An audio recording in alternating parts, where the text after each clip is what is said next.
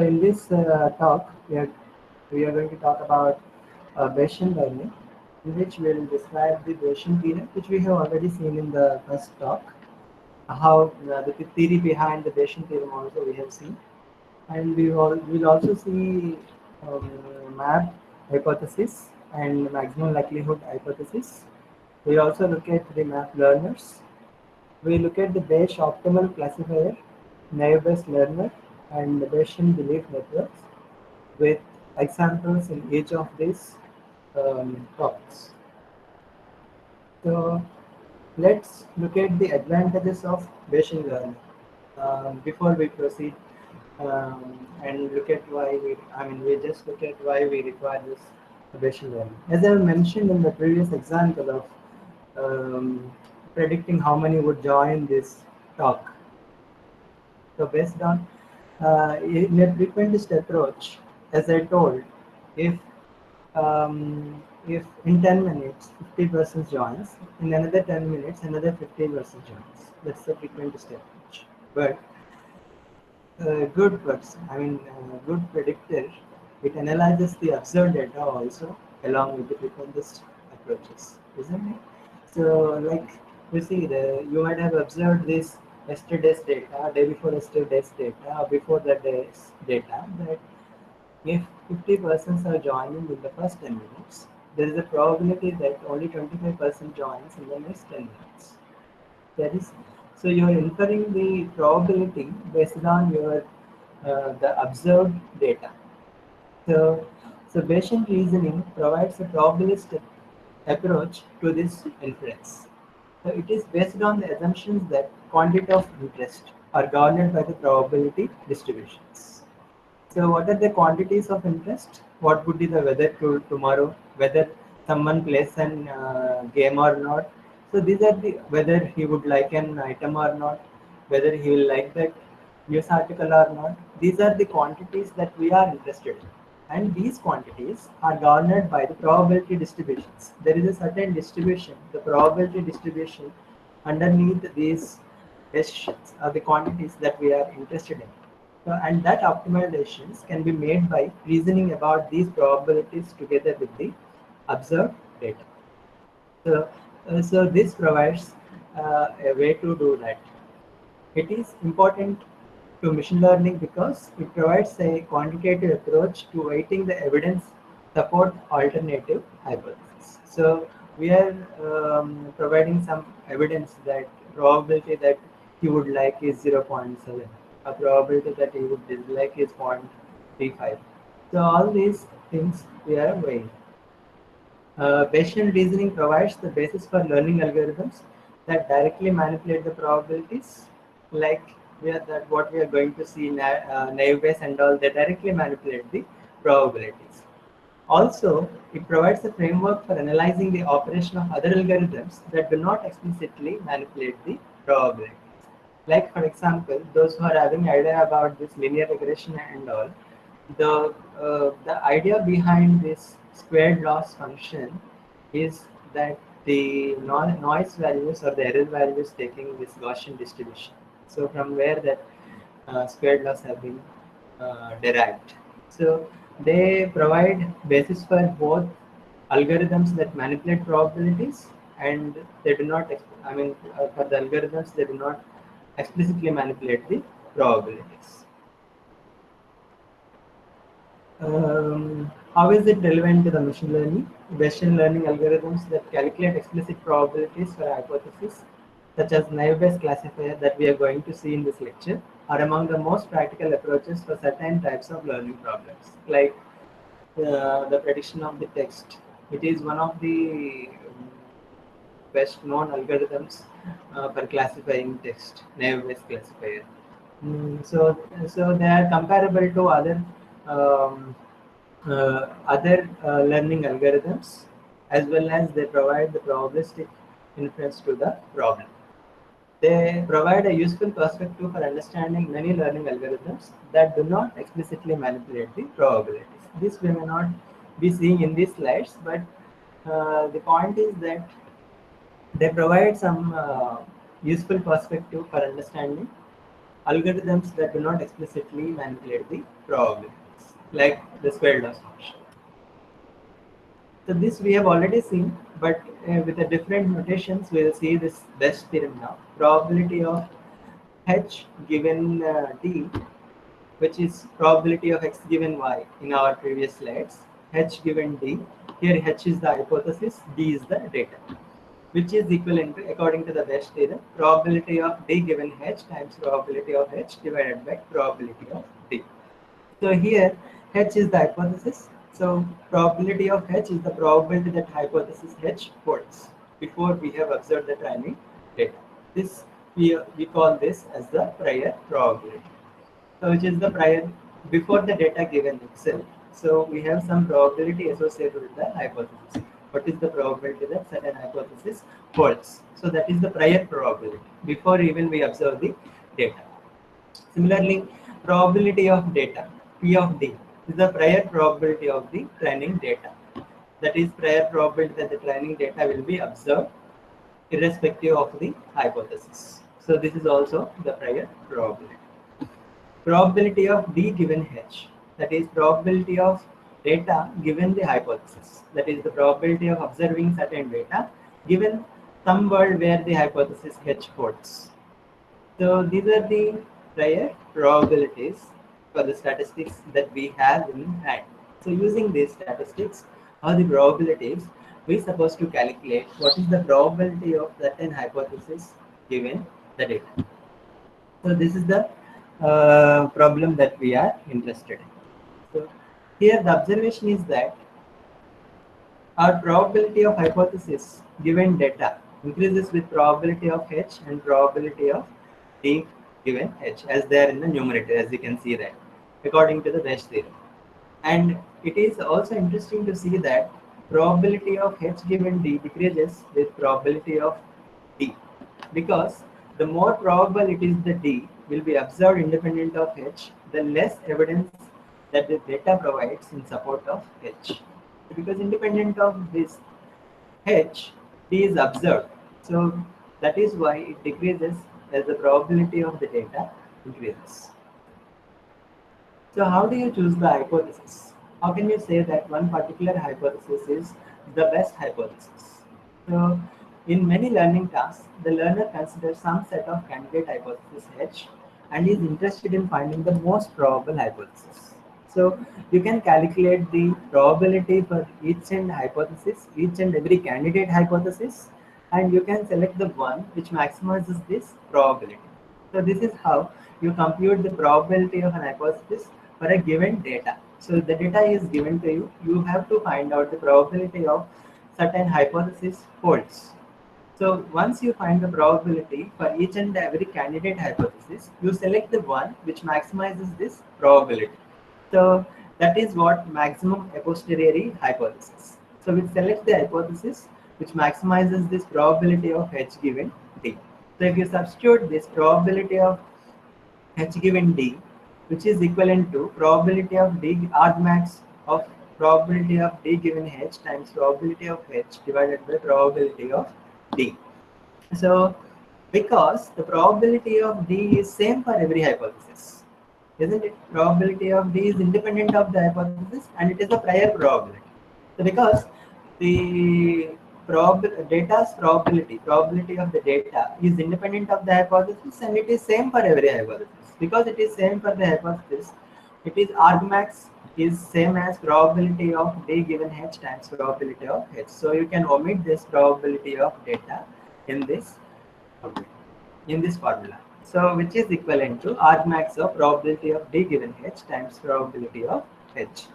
So if you further assume that each hypothesis is equiprobable, prior probability of the hypothesis, that is the prior probability.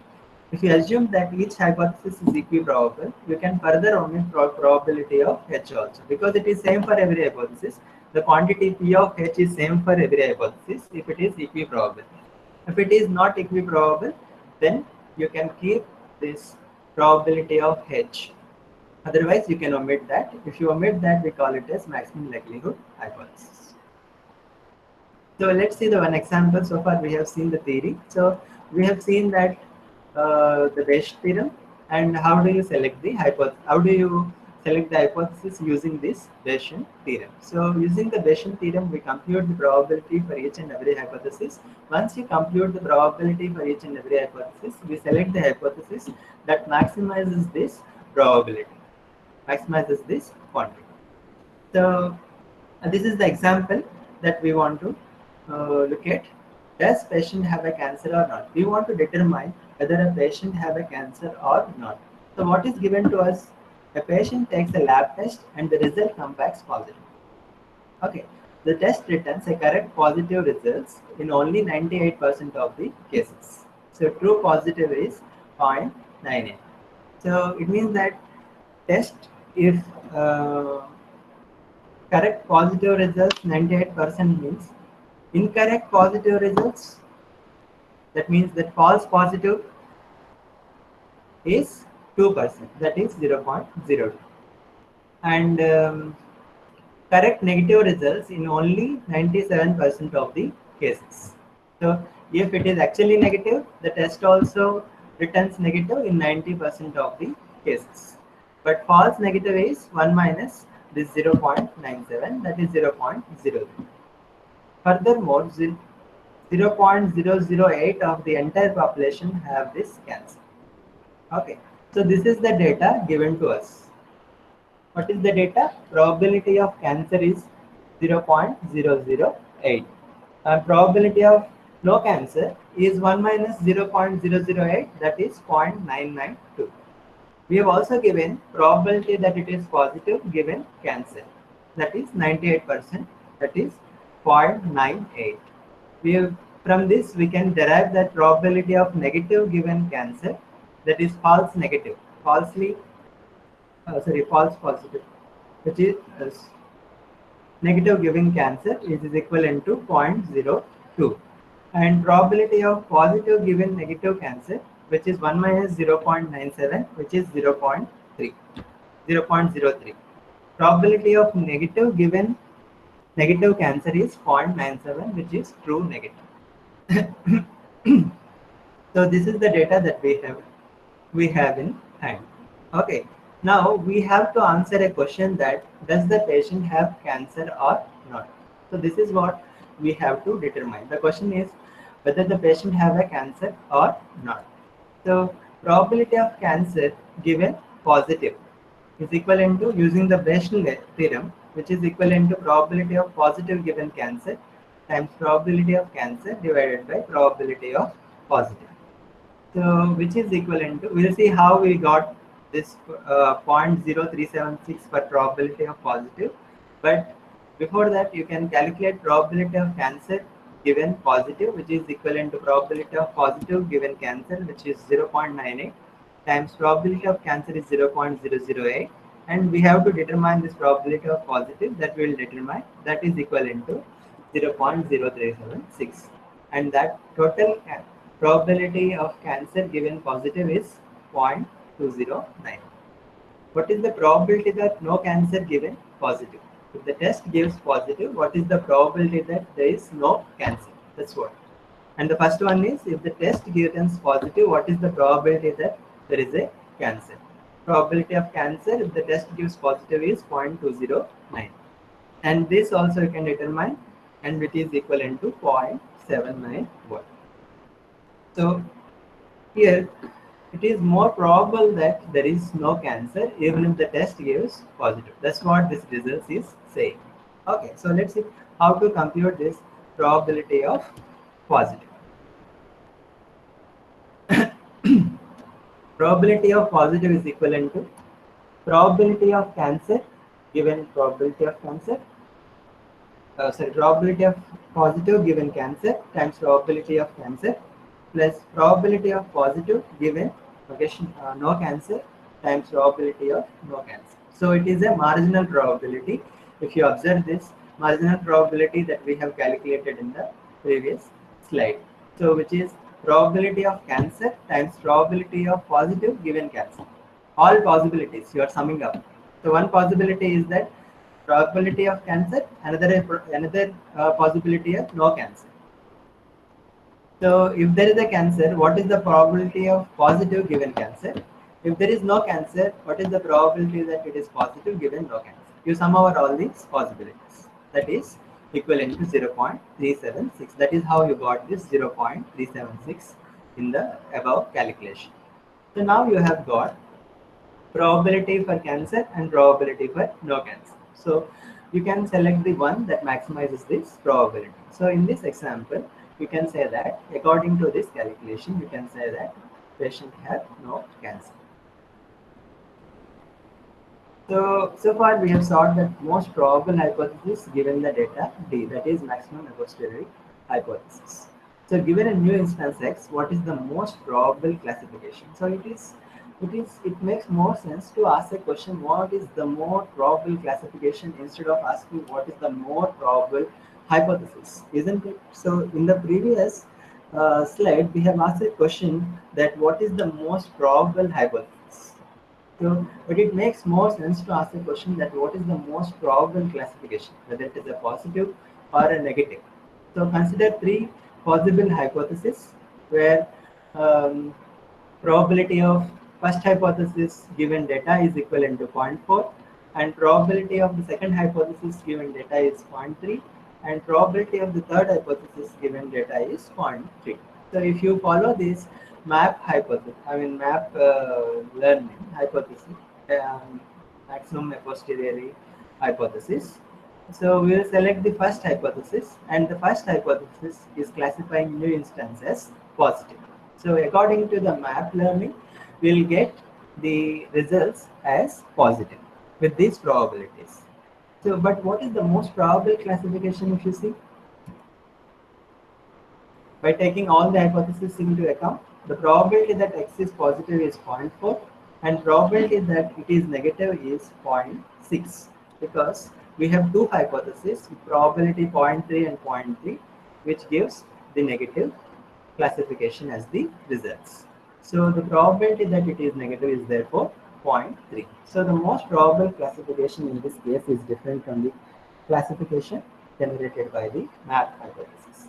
So in general, the most probable classification of the new instance is obtained by combining predictions of all the hypotheses weighted by their posterior probabilities, like the one we have seen here. So here it is, weight of this hypothesis is 0.3 and weight of this hypothesis is 0.3. So, and these two are predicting this new instance X as negative. So for positive, you can compute the weight, which is 0.4, and for negative also you can compute the weight, that is 0.3 plus 0.3, 0.6. That is the most probable classification.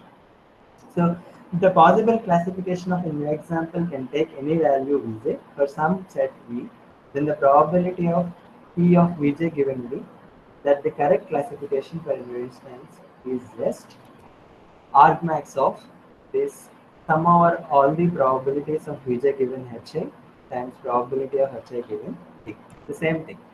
So here, if you see the same example, probability of H1 given D is 0.4, probability of H2 given D is 0.3, probability of H3 given D is 0.3. And probability that it is negative given hypothesis 1 is 0, because it is classifying it as positive. Because it is classifying it as a positive, probability that it is positive given hypothesis is 1. Similarly, H2 is classifying it as a negative, so therefore probability of negative given H2 is equivalent to 1, and probability of negative given H3 is also equivalent to 1. So now you multiply for positive value, you multiply this, you will get 0.4 times 1. Similarly, you multiply the negative values and add 0.3 times 1 plus 0.3 times 1. So it is 0.6. So 0.4 for the positive and 0.6 for the negative. So therefore, you classified it as negative. That is the most probable classification in contrast to the most probable hypothesis in the previous case. If you follow the most probable hypothesis, like as you see in the previous case, it would be um, it would be hypothesis 1 and the value is 0.4, and it will classify it as positive. So along with the decision trees, neural networks, nearest neighbors, one of the most practical learning methods is naive-Bayes classifiers. So when to use this naive-Bayes classifier? The moderate or large training sets are available because you need the probabilities for observing the data. Attributes that describe instances are conditionally independent given classification. So for each instance is described by multiple attributes. If you take the person may be described by the height, weight, his color or income, his many other parameters, isn't it? So if you have some classification that whether he will take loan or not, yes or no. So you have to assume that all these attributes that we have described with the person is independent of one another given the class variable. So that is the assumptions that we are making in the naive-Bayes classifier. Most of the times this may not hold, but still this algorithm works well in general in practice. Successful applications of this naive-Bayes classifier are diagnosis and classifying the text documents. Diagnosis example we have already seen.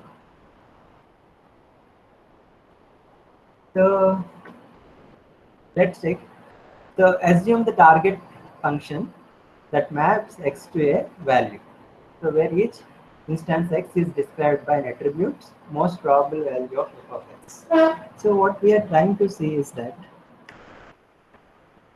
you have set of instances. Each instance is described by set of attributes a1 to an. So you have a data that is called x, which is the set of instances in which each instance is described by a set of attributes. And for each of these instances, you have the corresponding target value. So given a new instance with a set of attributes, your goal is to map this set of instances to a value. For a classification problem, if it is a binary classification, you may say 1 or 0 or yes or no, defective or not defective, or cancer or no cancer, whatever. If it is a multi-class problem, you may map it to multiple values. Okay, but the set of values. So given a set of attributes, your task is to map this set of attributes to a value. That is what you are classifying this instance as. Whether you are classifying it as a positive, or you are classifying it as a negative, or something else. So that is your task. So what you have to select the value that maximizes the probability. So you have some set of values and you have to calculate the probability for each of these values. So probability of Vj given all these attributes of a new instance. So what is the probability that it is positive given these set of attributes? Or what is the probability that it is negative given these set of attributes? So using this Bayesian theorem, you can write this probability of Vj given a1 to an as probability of a1 to an given Vj times probability of Vj divided by probability of a1 to an. Again the same thing, because probability of a1 to an is same for all the things. So you can remove for all the values. The probability of a1 to an is same because it is independent of the value that it takes. So you can remove that because the results that you are going to get is same for both. So you remove that probability of a1 to an given Vj times probability of Vj. So you have, remember, you have assumed that all these attributes are independent of one another. So if they are independent of one another, this probability of a1 to an given Vj is equivalent to probability of ai given Vj for all I. So because they are independent, you are multiplying individual probabilities. You know this, right? Joint probability. If the variables are independent, probability of AB is equivalent to probability of A times probability of B. So probability of A comma B given C, if they are independent, probability of A given C times probability of B given C. The same formula works here also. So therefore, it is probability of A1 to AN is equivalent to product over all the individual probabilities. So if you substitute this in the naive-Bayes classifier, this is equivalent to argmax of probability of Vj times this formula, that is product over individual probabilities. So this is the naive-Bayes classifier that we are going to use for the classification task. This is the algorithm. For each target value, you estimate the probability of Vj, and for each attribute value AI and each attribute A, compute this probability of AI given Vj to compute this probability of Vj. Okay. So how to classify? This is the naive-based learning. To classify a new instance, you select the one that maximizes this quantity. For example, if you take cancer or no cancer, if the cancer is giving more probable value, then you classify it as a cancer. Otherwise, you classify it as a no cancer. Let's see the example. So here is the training data. Here is the training data. Um, So each person is described by four attributes: age, income, whether he is a student or not, his credit rating. And classification task that we are interested in is whether he buys a computer or not. So these are the different instances. The first instance is age less than or equal to 30. The first person's age less than or equal to 30. His income is high. He is not a student. His credit rating is fair, and he did not buy a computer. He doesn't buy a computer. And similarly, the second case, 30 to 40, his income is high, he is not a student, his credit rating is fair, but he buys a computer. So that there are many instances, that is the training data that is given to us. And this is the data sample that we are interested to classify. This is a new instance that we want to classify, whose age is less than or equal to 30, income is equivalent to median, student equivalent to S, credit rating equivalent to fair. So class could be buys compute equal to S or buys compute equal to no. So C1 is yes, C2 is no. So we would like to determine whether he buys computer or not. So let's see, using the naive Bayes classifier that we want to determine this. So what is naive Bayes classifier? Probability of X given Ci for each class, where X equivalent to set of these attributes. What is attributes? Age less than or equal to 30, income equal to median, student equal to S, credit rating equivalent to fair. So this is the given X. This is a new instance X. So we like to compute Ci. So let us see what is the probability of age less than or equal to 30 given Bayes computer equivalent to S. Okay. Given Bayes computer equivalent to S, what is the probability that age less than or equal to 30? So how many instances are there with S?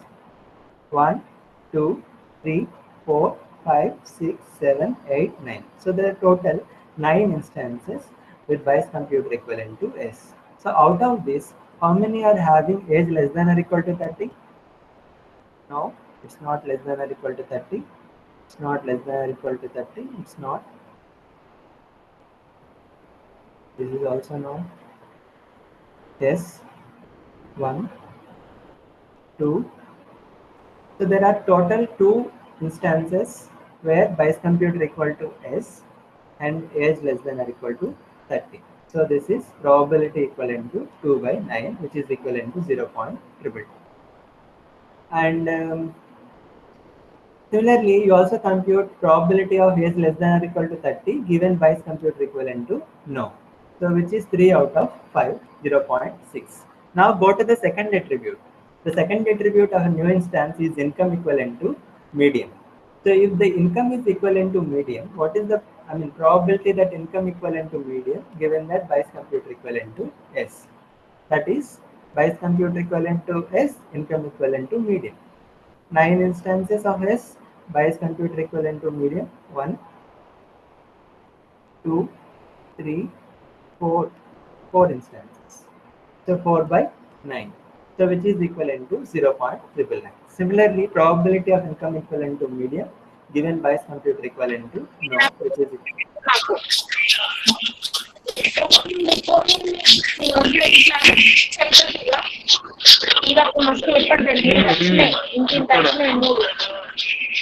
మరి ఎందుకు ఫీమేల్కి వచ్చినాయి hello. Somebody said something. No, sir, please go ahead. Please go ahead. There is some noise. Okay. Okay, so which is the probability? So similarly, you compute probability of income equivalent to median given by compute equivalent to no, which is 0.4. Now take the third attribute, student equivalent to S. You compute the same probability of student equivalent to S given by compute equivalent to S. Probability of student equivalent to S given by compute equivalent to no. So using the same procedure. Similarly, the next attribute credit rating equivalent to fair, probability of credit rating equivalent to fair given by computer equivalent to S, credit rating equal to fair given. So you have all these quantities now. Now you want to determine what is the probability that Bayes computer equivalent to S given X, and what is the probability that Bayes computer equivalent to no given X. So using Bayesian theorem, what is the probability that X given psi Ci, so which is equivalent to so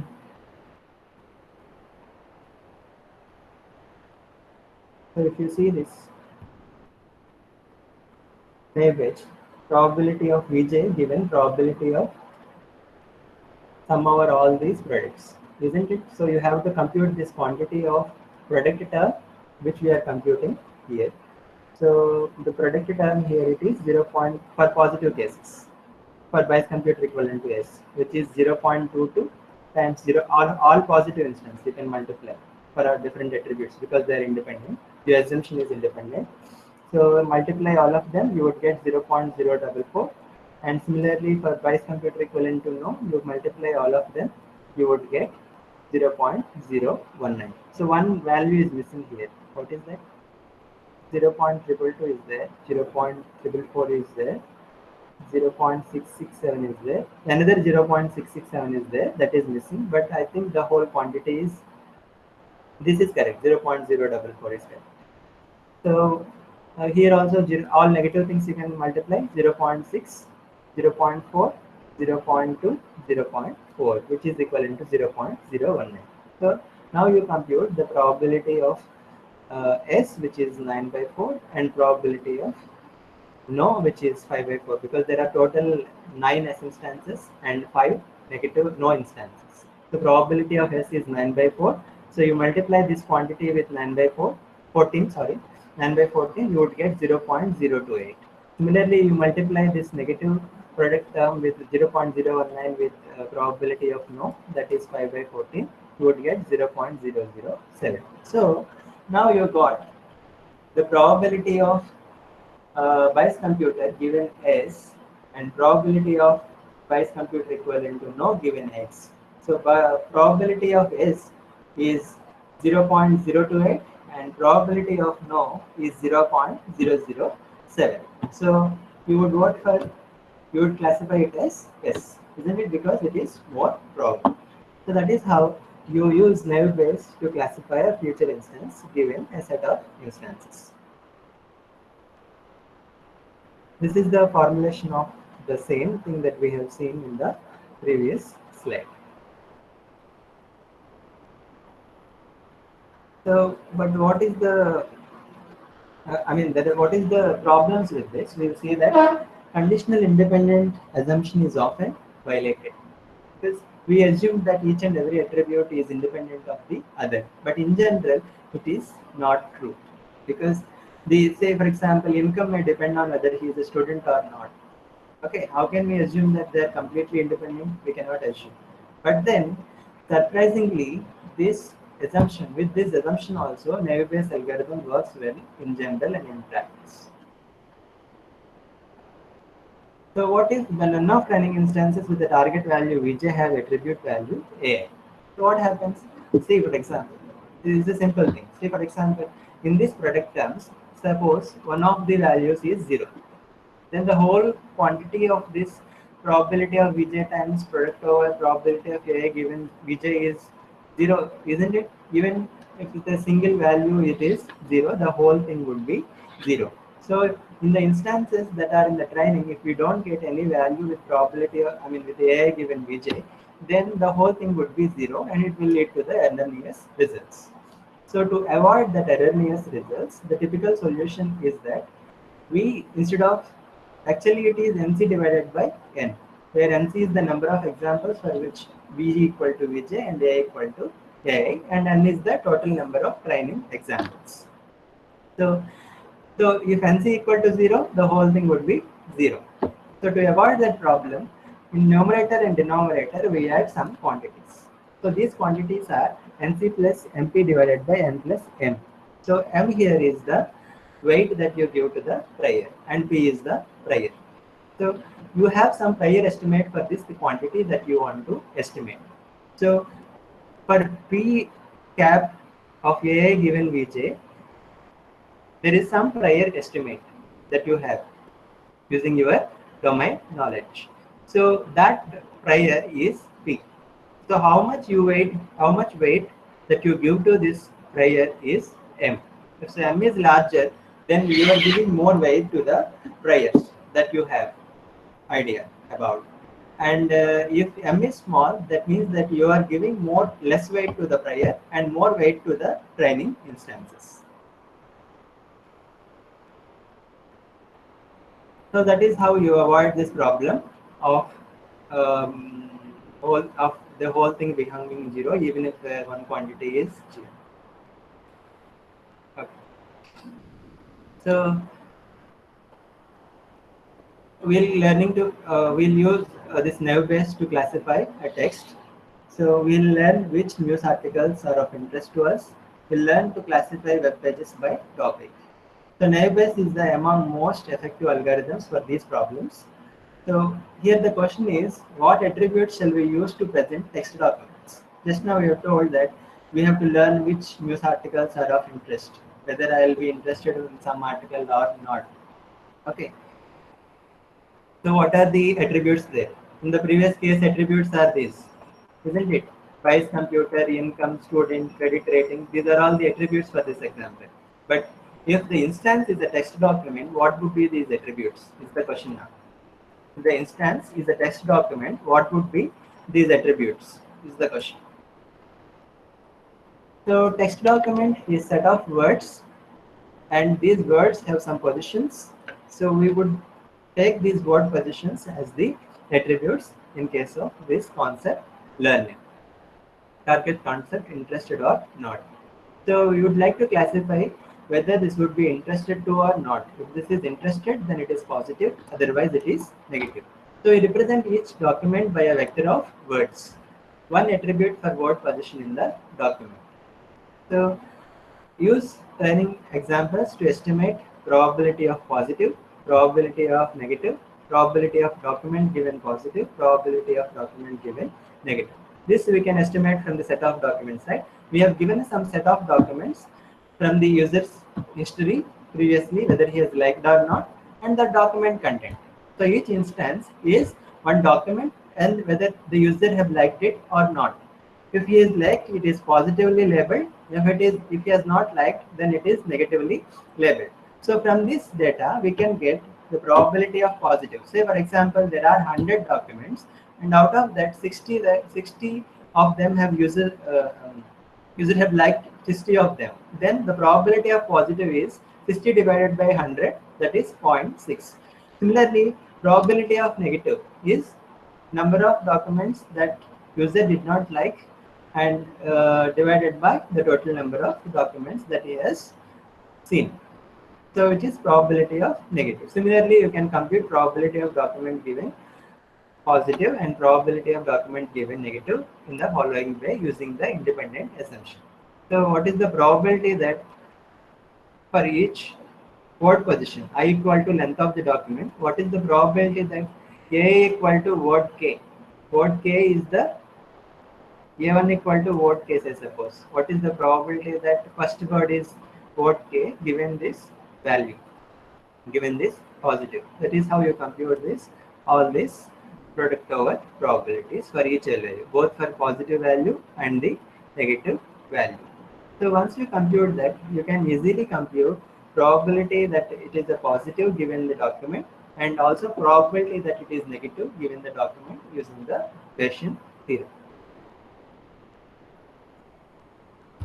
So this is algorithm. Collect all the words and other tokens that occur in examples. All the words and other tokens that occur in all examples, all the documents. So vocabulary is all distinct words and other tokens in the examples. Calculate the required probability of Vj, that is probability of positive or probability of negative, and also probability of Wk that is probability of a particular word given positive, probability of terms. For each target value, we need to compute probability of Va given the document. So documents are the subset of examples for which the target value is Vj. So for each target value, we select the subset of examples for which this target value is positive. So if the target value is positive, we select all the positive examples. If the target value is negative, we select all the negative examples of the documents. So probability of Vj you can compute, and also you can compute probability of Wk given Vj for each word in this vocabulary. So once you compute that, you can compute probability of Vj times probability of all these individual probabilities, and you select the value Vj that maximizes this. So this quantity that is in the arguments, probability of Vj times product over probability of A given Vj, which indicates probability of Vj given particular document AI. Okay, so given a new document, you are finding out what is the probability of it is positive and what is the probability that it is negative. Both the things you are computing using the naive Bayes. Once you compute probability of positive given that document and probability that it is negative given that document, you select the one that maximizes this probability. Suppose positive's value probability is more, you classify it as positive, and negative values probability is more, you classify it as negative. So it is interesting because naive Bayes assumption of conditional independence. Sorry, I forgot to mention one point. If you see this um, naive Bayes, there is an assumption that each and every attribute is completely independent of the other attributes. So this condition of independence is too restrictive, and it is practically impossible that every attribute is independent of the other attribute, isn't it? So this assumption in general is not, in general it doesn't hold. So but it's intractable without some such assumptions. So if you don't assume such things, you have to calculate so many probabilities, and for that you have to store so many statistics, which is practically not possible. So Bayesian belief networks describes conditional independence among subset of variables. It doesn't assume that every variable is independent of the other variable. On the other hand, it also doesn't assume that everything is dependent on the other attribute. So it is in between these two. Naive Bayes is assuming that completely independent, one is completely independent of all the other, whereas if you don't assume that such things, it is not possible to solve the problem. So the Bayesian belief networks provide a way to address this problem. So it describes conditional independence among the subset of variables. So there may be some variables which are independent on the other variables and dependent on the few variables. So variables, it says that this subset of variables are dependent on the subset of variables, not all the variables. So it allows the combining prior knowledge about the independencies among the variables with the observed training data. This we call Bayesian net. Before we look at the Bayesian, I'll just show you the Bayesian net. So you can see this. There are some sets of variables, like you see, storm is one variable, bus tour group is one variable, lightning, campfire, thunder, forest fire. Okay, so forest fire could be a target variable, whether the forest would be fired or not. So the dependent variables on this is that lightning and campfire. So given campfire and lightning, the forest fire is independent of all the other variables. Similarly, campfire is dependent on bus tour group and storm. Thunder is dependent on the lightning. So there are dependencies. Each variable is depending on its ascendants, not any other variables. It doesn't depend on non-descendants. So given that, so let's see the conditional independence first, then go back to that example. So when can we say that X is conditionally independent of Y? given z. So you can say that x is conditionally independent on y given z if the probability distributions governing x is independent of the values of the y given the value of z, isn't it? So probability of x equal to x given y equal to y, comma z equal to z k is equivalent to probability of x given z equal to zk. Then we can say that x is independent of y. So irrespective of the values that y takes, probability of x equal to x and yz given yz is equivalent to probability of x given z. So more compactly we can write it as probability of x given yz is equivalent to probability of x given z. If it holds, then we say that probability of x is conditionally independent of y. If this holds, we say that. So you come back to this example. This network represents a set of conditional independent assertions. Each node is asserted to be conditionally independent of its non-descendants, given its immediate predecessors. For example, if you given lightning and compare, this is independent of stove. Forest fire is independent of stove, given lightning and campfire. Similarly, given lightning, this is independent of the stove. So this is a directed acyclic graph. So what's now? So representing joint probability distribution over all the variables. So we are given this probability of storm, bus group, forest fire, and so on. These are all the variables, and we have also given probability distributions. So if you see the campfire distribution, campfire, no campfire, based on storm and bus tour group. So probability of campfire given storm and bus tour group is 0.4. Probability of campfire given storm and no bus tour group is 0.1. Probability of campfire given no storm and bus tour group is 0.8, and so on. So this is the probability distribution table given to us. And in general, probability of this joint probability distribution y1 to yn for any set of variables y1 to yn is product over probability of yi given parents of yi. So this is the dependency that we are capturing. So if they are independent, completely independent of one another, probability of y1 to yn is what? Probability of y1 times probability of y2 times probability of y3, so on, probability of yn. Okay.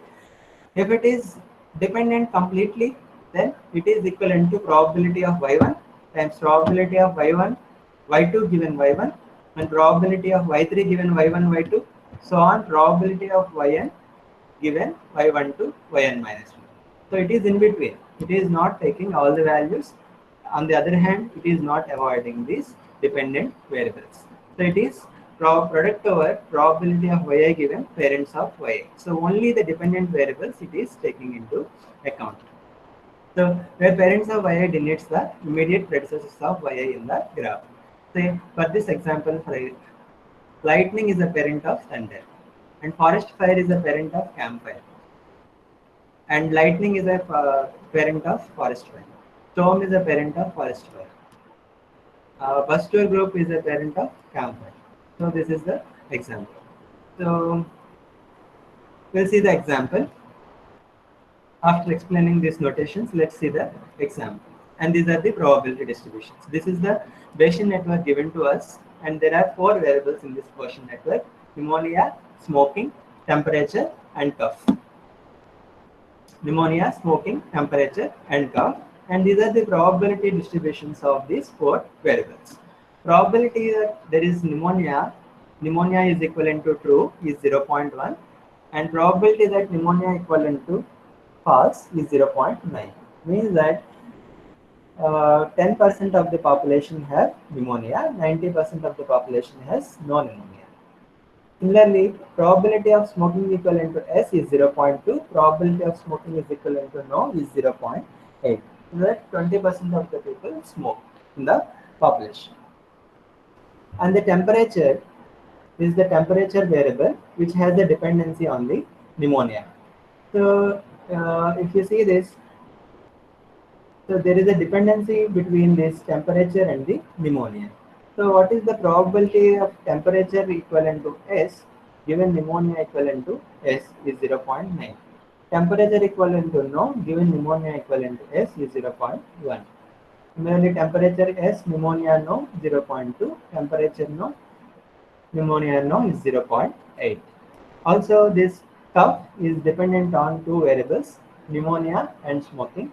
So, cough probability that cough equivalent to true, given that pneumonia equivalent to true and smoking equivalent to S is 0.95, and similarly for other values. So, this is the probability distribution of these four different variables with dependencies and without dependencies in the first two variables. So now we have given this Bayesian network with the dependencies and the probability distributions over the observed data. So this is what given to us. So we would like to determine what is the probability of cough given smoking and pneumonia. So what is that probability? What is the probability of cough given pneumonia and smoking? So this is the entry that we are looking at. Probability is true, smoking is true. What is the probability of cough? So which is equivalent to 0.95. Now, what is the probability that smoking given cough? What is the probability of smoking given cough? So we have given this variable and we would like to determine this variable. So we would like to determine smoking variable value of the smoking given cough. So using the Bayesian theorem, which is equivalent to probability of S, smoking is denoted as S, cough is denoted as C. So probability of S given C is equivalent to probability of C given S times probability of S divided by probability of C. So probability of cough given S times probability of S. Okay, probability of S is what? Which is 0.2. So which is already known. What is not known? What probability of cough given smoking? Probability of cough given smoking. So what is probability of cough given smoking? There is another variable which is dependent on this. Pneumonia. Net quality. Pneumonia. Hello. Probability of. Any doubt? Shall I proceed? Okay. Yeah. So probability of cough given smoking we would like to calculate. So there is another variable which we have not observed. So you take all possible values of that variable, like probability of cough given smoking times probability of smoking. There are two possibilities with pneumonia. Pneumonia, no pneumonia. So take all possibilities over that variable, over the unobserved variable. So probability of cough given smoking and pneumonia times probability of pneumonia plus probability of cough given smoking and no pneumonia times probability of no pneumonia. And probability of S we have already known. So this is equivalent to 0.127. And probability of cough. So this denominator we have to determine now. Numerator we have already determined, that is equivalent to 0.127. And denominator we have to determine what is the probability of cough. So probability of cough is dependent on two variables, that is pneumonia and smoking. So probability of cough, for probability of cough there are 2 by 2 various possibilities, that is combinations possible. Pneumonia, smoking, pneumonia equal to true, smoking equivalent to S, pneumonia equivalent to true, smoking equivalent to no, pneumonia equivalent to false, smoking equivalent to S, pneumonia equivalent to false, smoking equivalent to no. So there are 4 different possibilities. You have to sum over all those possibilities to get the marginal probability of cough. So which is equivalent to probability of cough given pneumonia and smoking times probability of pneumonia times probability of smoking plus probability of cough given pneumonia and no smoking times probability of pneumonia times probability of no smoking, and so on. If you compute this, you would get 0.227. So now you have got both numerator and the denominator. And probability of smoking given cough is equivalent to 0.56. At another example, we will see this is a different network with 4 different variables: cloudy, sprinkler, rain, wet grass. So whether wet would be grass would be wet or not. Okay, so that's what we are interested to determine.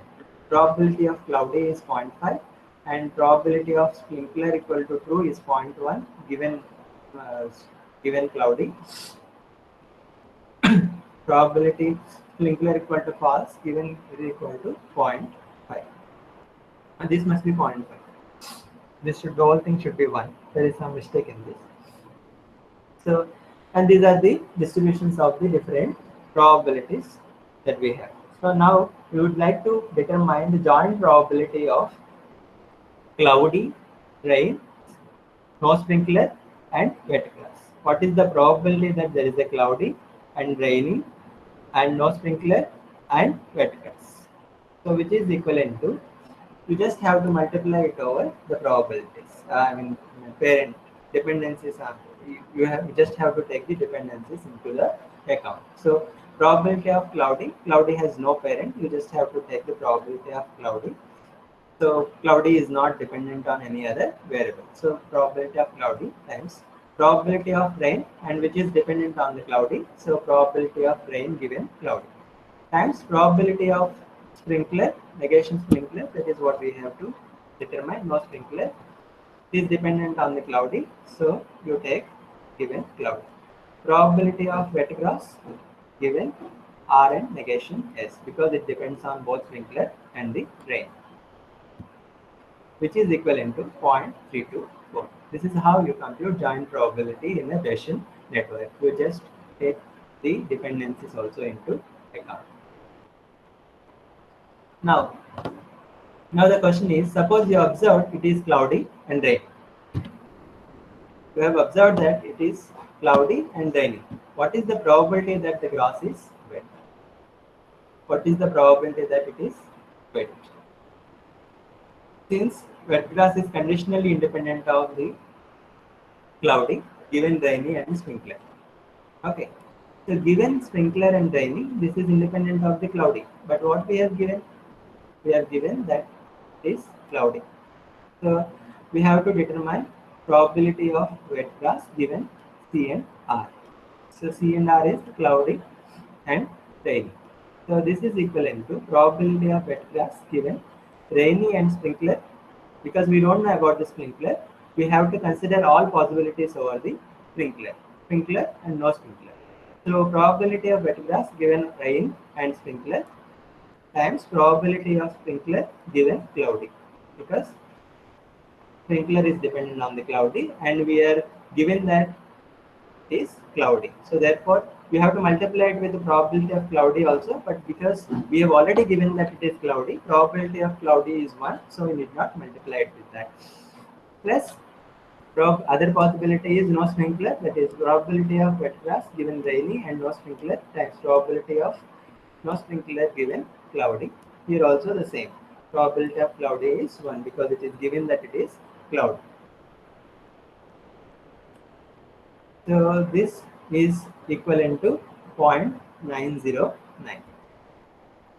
So these are the few examples that you can take it to the home. Suppose you observe the sprinkler to be on and the grass is wet. What is the probability that it is raining?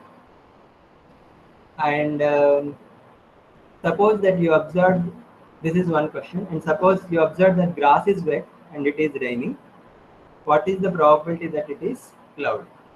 So you can solve these two questions. So how can you infer the values of one or more network variables given the observed values of other variables? So there are different possibilities. One possibility is Bayesian network contains all the information needed for this inference, like the previous examples that we have seen. Then in that case, it is more straightforward. You can directly determine the inference values. If only one variable with unknown value, it is easy to infer it. See, if you have all the other variables unknown and you want to infer only one variable, then it is easy. You can infer these values from the other problems. But if the every value is unknown, if you have to determine all these values, you have to try out all the possible combinations, which is NP hard. So if you know some of the variables and if you want to determine or infer the other variables, then it is easy to infer. Like we have uh, that like we did in the previous examples. If you have no information about most of the variables, then you have to try out more possible combinations, which is hard to solve. So in practice, you can succeed in many cases. Exact inference methods work well in some network structures. So because it is NP-hard problem, in case of more variables are unknown, you can use the approximation methods to estimate this. There are several variants for the learning of Bayesian networks. One is network structure may be known or unknown. Like in the previous example, we have given the network structure. That is, which variable is dependent on what variable and which variable is independent of what variable. So we have information about these variables. It means that we have an idea about the network structure. There are problems. We just given data, but we have not given the network structure. So in that cases, we have to learn the network structure by learning the dependencies between the different attributes. By estimating the correlation or covariance between those variables, we have to learn the network structure. There are different algorithms to learn the network structure, which is also a difficult problem if it is unknown. If it is known, then there are other possibilities. All the variables are observed or just few variables are observed. Training examples might provide values for all network variables or just some. So if the structure is known and observed all the variables, it means that what we have seen in that. Okay. So if the structure is known, you know all the variables, then the problem is easy. If the structure is unknown, it is difficult. If the structure is known, but you have only observed few variables, then in that case also it is little difficult. In that case, it is similar to the learning hidden networks in the neural network. You need hidden units in the neural network. You can apply gradient descent algorithm. For those who don't know about gradient descent algorithm, don't worry about it. So you can apply gradient descent algorithm to learn that. So in summary, these Bayesian belief networks combine prior knowledge with the observed data. We have prior knowledge, that is probability of hypothesis or probability of data, and we have also the observed data, probability of data given hypothesis. And we have impact of prior knowledge to lower the sample complexity, and it is an active research area of extending from Boolean to real valued variables and parameterizing distributions instead of tables.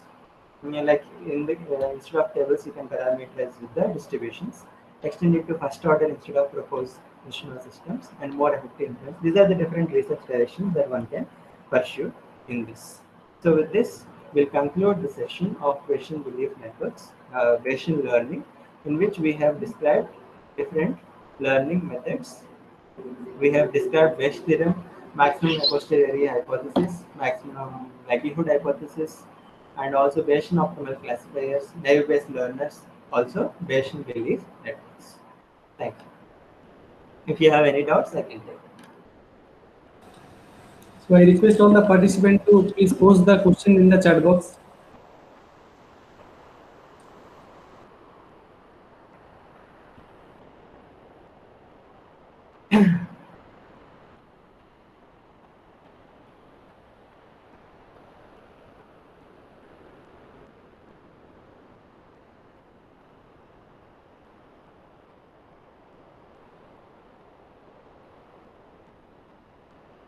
Whether BBN works with the missing and duplicate data. So there are this is independent of that. It works. There are various ways of handling missing and duplicate data. You can apply those techniques before you apply BBN. This is all about summarizing the probabilities, isn't it, from the data that you have that is given to you. So when you are summarizing these probabilities, whether you consider these missing values data or not, it is up to you. If you are considering these missing values or duplicate data, you have to process them before you find out these summaries or the probabilities. So if you are not considering these missing values or duplicate data, that's fine, absolutely. You can just ignore them and proceed calculating the different statistics or the probabilities or the summaries. If you are considering missing values, you will have to first apply some preprocessing technique to handle that missing values and then apply BBA. Any other? I think all of them are Shruti. Thank you. Any other doubt?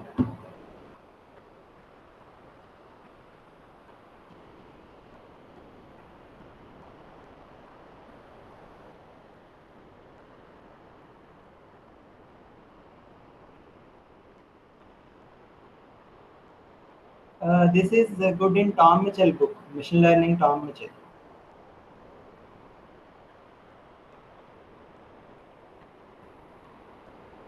Machine Learning textbook by Tom Mitchell.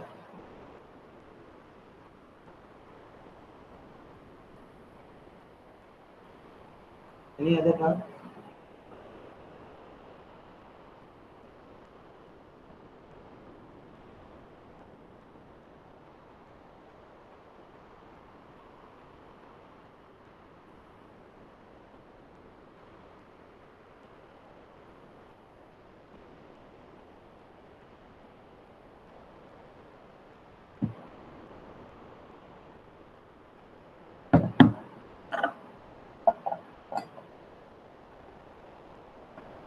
Any other doubts?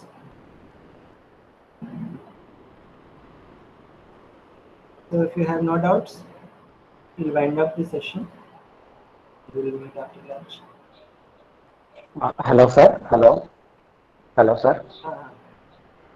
Hello, sir. Tell me. Sir, from my side, sir, text is not going, sir. Text is not sending. That's why I'm just using my voice close. Sir, what is the application, sir, in particular area? The application area of this session, sir. Can we use this for weather forecasting? Machine Last learning session applications are for like we have. IoT-based weather forecasting. Sorry. Your voice is not clear. Okay, you have asked about the applications of this. Yes, sir. You can apply. You can apply in your area. No problem. In weather Yeah, forecasting, there are various applications you can apply. yes, weather forecasting case also you can apply these learning techniques. No problem.